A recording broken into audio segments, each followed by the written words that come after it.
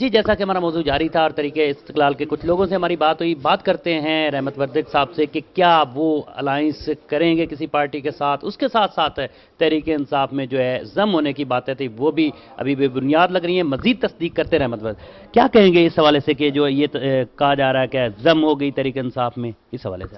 وہی بھائی پہلے تو بات یہ ہے کہ پہلے تو میں آپ کا شکریہ ادا کرتا ہوں اور میں سمجھتا ہوں کہ آپ بالکل آپ نے ہمارا بنیادی جو آپ کا فرض تھا وہی سوال آپ نے کیا۔ تحریک استقلال کبھی بھی کسی جماعت میں ضم نہیں ہوئی۔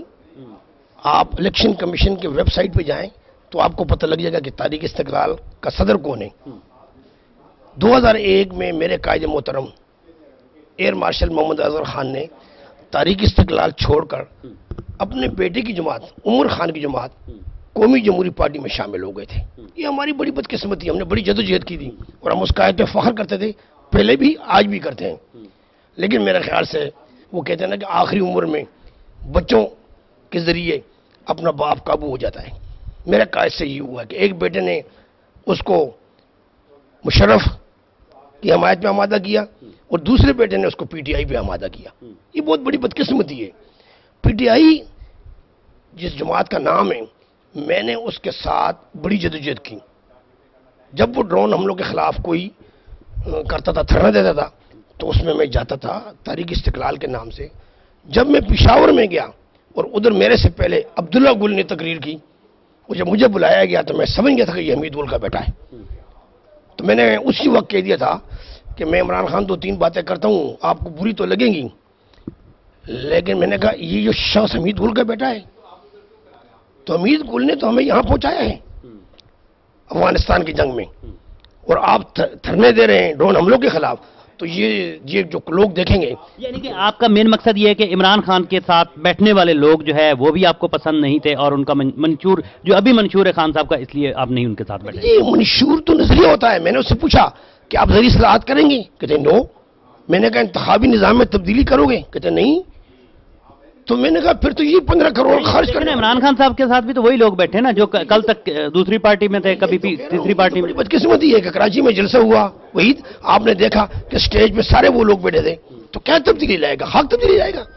خود وہ جو آدمی بڑے بڑے بنگلوں میں رہے، ہزار بات غریبوں کی کرے، اب بات غریبوں کی کرے، تو یہ مناسب نہیں۔ میں کہتا ہوں کہ ایسے لوگوں نے، یہ میرا قائد۔ رحمت صاحب آپ مجھے ایک بات بتائیے گا کہ الائنس آپ کریں گے کسی پارٹی کے ساتھ؟ کیونکہ اس وقت موجودہ جو پارٹیاں ہیں انہوں نے ملک کی معیشت تباہ کر دی ہے، ملک ہمارا اس وقت تباہی کے دہانے پر پہنچ چکا ہے، کیا کہیں گے؟ میں آپ سے بالکل اتفاق کرتا ہوں اور قوم سے صرف اپیل کرتا ہوں کہ قوم نظریاتی جماعتوں کا ساتھ دے، قوم ان کو ووٹ بھی دے اور ان پہ نوٹ بھی خرچ کریں جو نظریاتی لوگ ہیں۔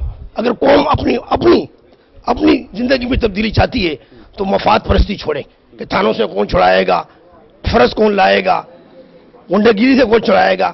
یہ قوم کا فرض ہے کہ وہ اچھے لوگوں سے آپ میں سے نکالیں، وہ سیاستدان ہوں، وہ آزاد ہوں، ان کو ووٹ بھی دیں، ان پہ نوٹ بھی خرچ کریں تاکہ اس ملک کی تقدیر بدل جائے اور ہمارا ملک بچ جائے۔ میں بالکل آپ سے اتفاق کرتا ہوں کہ مجھے موجودہ جماعتوں میں کوئی بھی ایسا نظر نہیں آتا کہ جو ملک بچائے گا۔